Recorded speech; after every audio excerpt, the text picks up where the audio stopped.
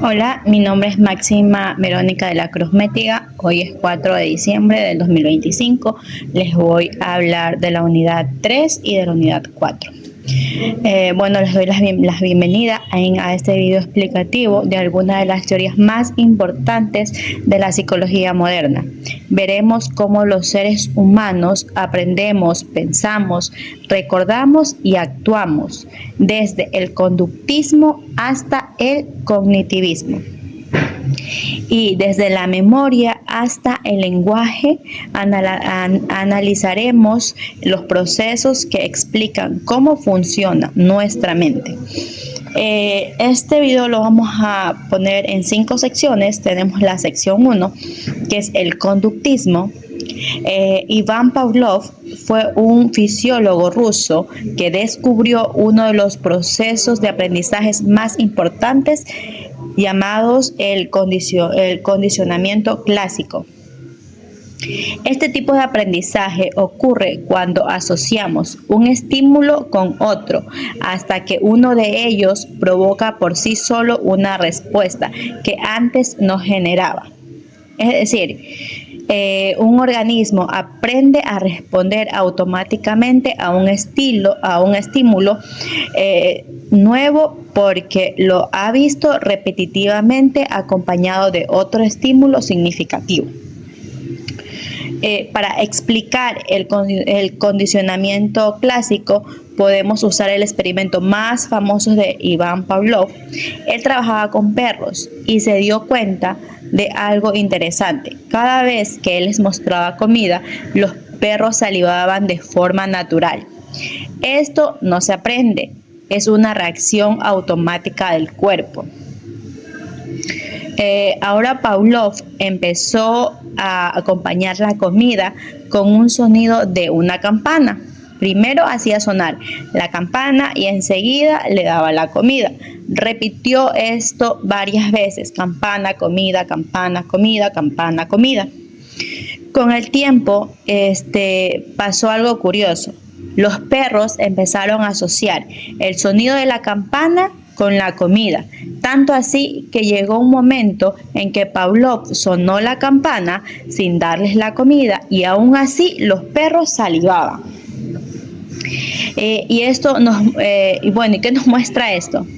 Que los perros aprendieron a responder a un estímulo nuevo, la campana, pero habían visto repetitivamente junto con el estímulo de la comida. En otras palabras, un estímulo que antes significaba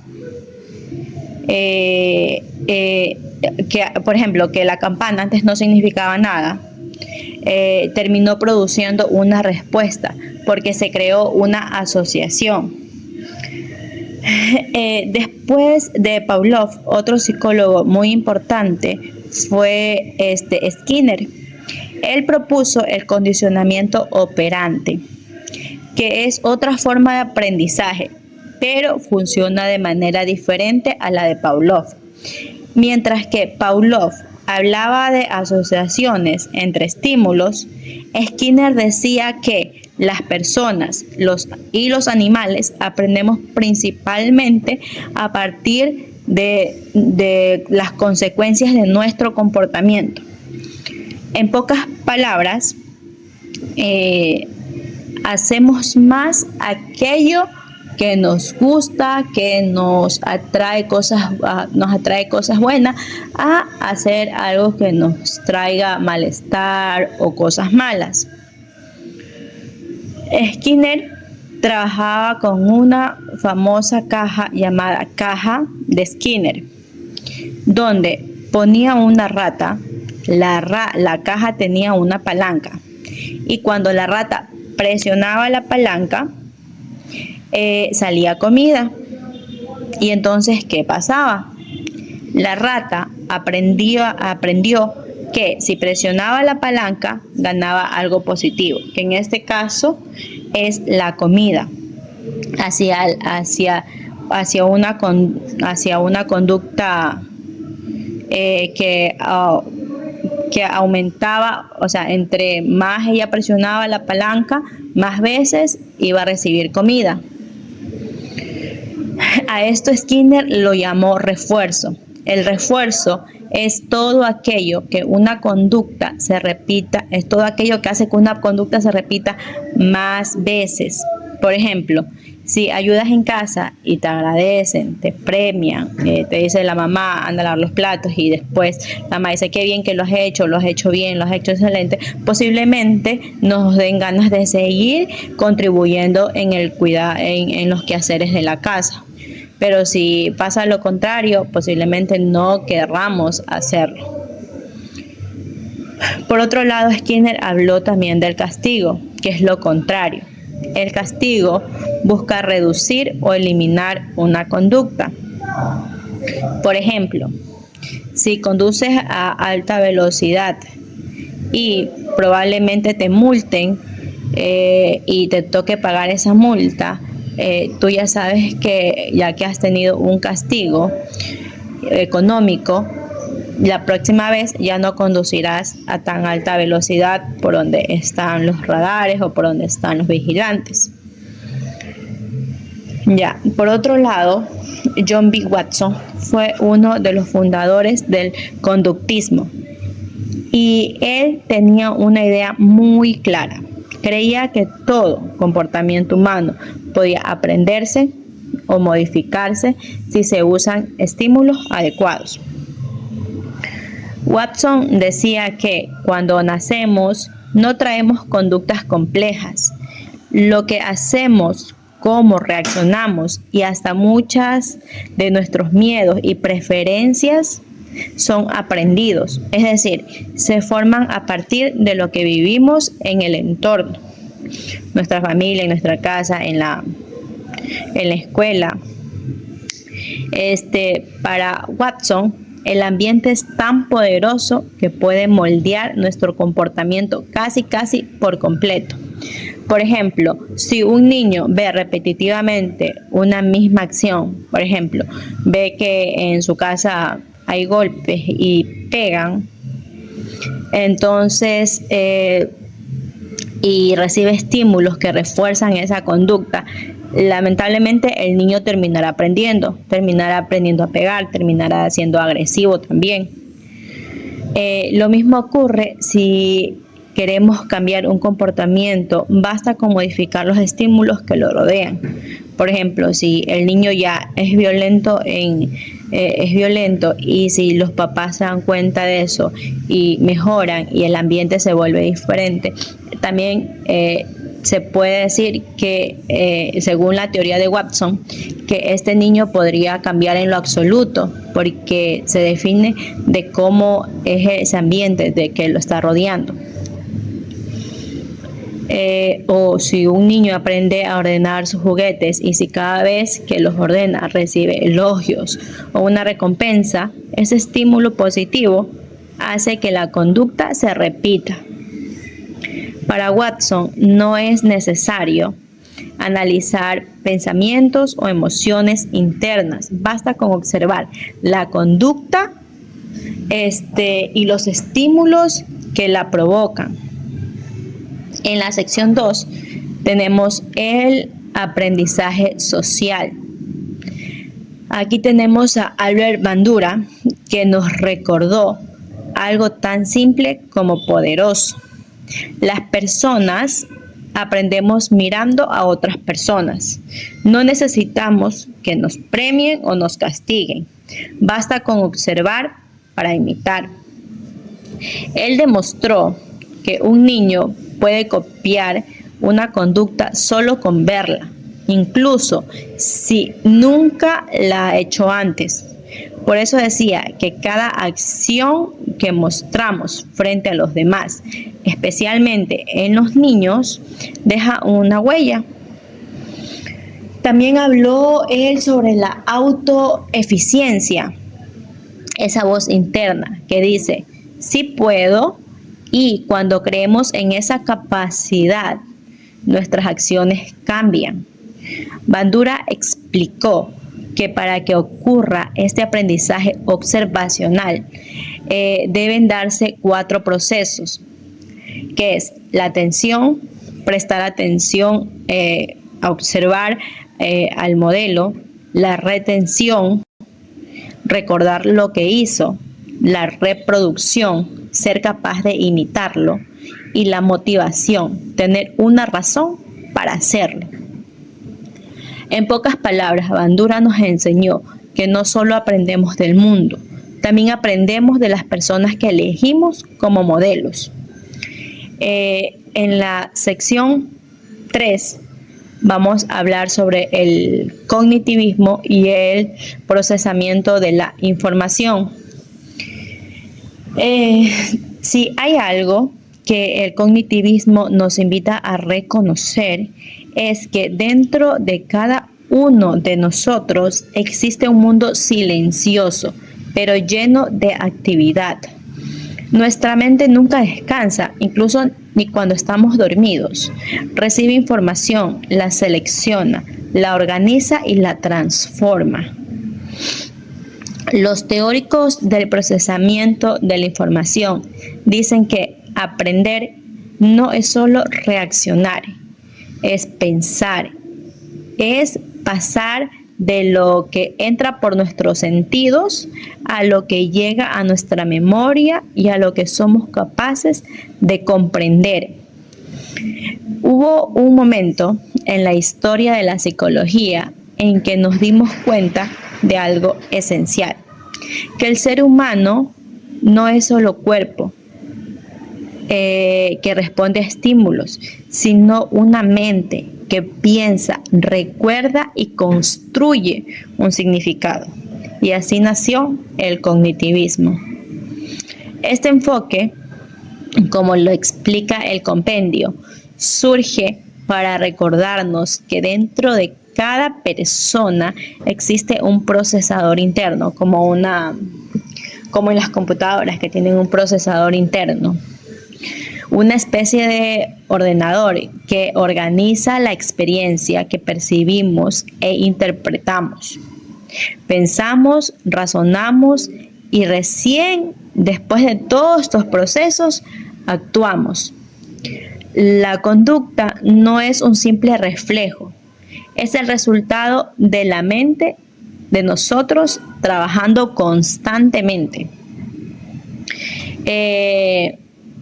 Piaget nos recuerda que no nacemos sabiendo pensar como adultos. Pasamos por 4 etapas. Primero, tocamos, luego imaginamos, más tarde razonamos y cada etapa construye la siguiente. La mente crece, cambia y se adapta. En cambio, Vygotsky vino a completar el cuadro. El pensamiento no se forma solo, se nutre de las palabras de otros, de la guía de la cultura. Aprendemos porque alguien nos acompaña, porque alguien nos muestra el camino. En cada pequeña distancia entre lo que podemos hacer solos y lo que logramos con ayuda, se llama la zona del desarrollo próximo. Es donde ocurre el verdadero aprendizaje. El cognitivismo al final nos deja una hermosa idea, que aprender es interpretar el mundo y que cada pensamiento que construimos nos construye también a nosotros. En la sección 4 tenemos el constructivismo. El constructivismo nos recuerda algo profundo, que el conocimiento no se recibe, se construye. No somos recipientes vacíos esperando que alguien nos llene. Somos mentes activas que transforman lo que viven, lo que sienten y lo que comprenden. El constructivismo cambió la manera de ver la educación.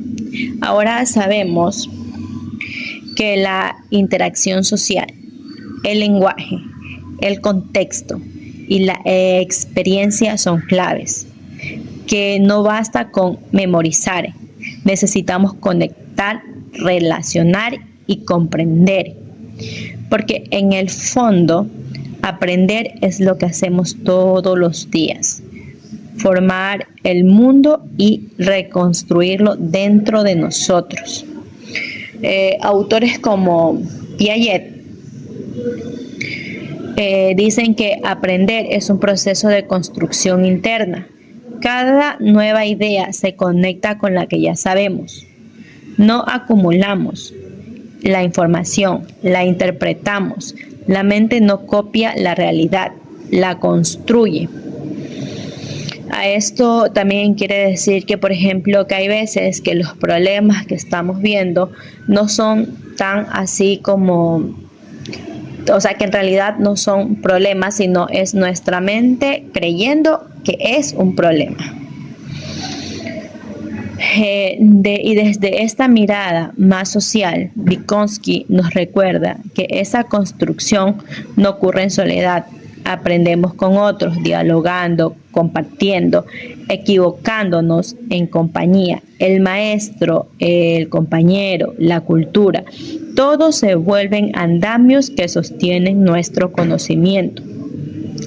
El constructivismo es en esencia una invitación a ser protagonistas de nuestro propio aprendizaje, a explorar, a preguntar, a relacionar y a dejar de repetir y empezar a comprender.